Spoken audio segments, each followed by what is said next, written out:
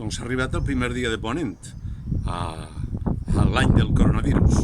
Ara que acaba l'abril, com vaig fer un resum de situació. Avui és dijous dia 30, és el Dia Internacional del Jazz, portem 48 dies de confinament, 38 dels quals caminem cap al futur.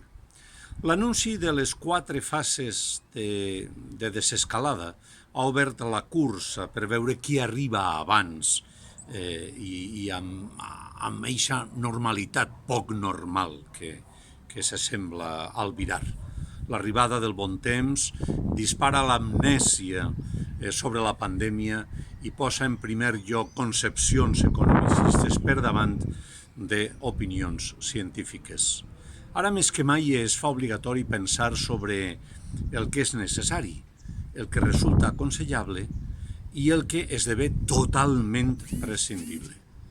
La normalitat de demà precisa bona cosa de seny i d'entrellat social.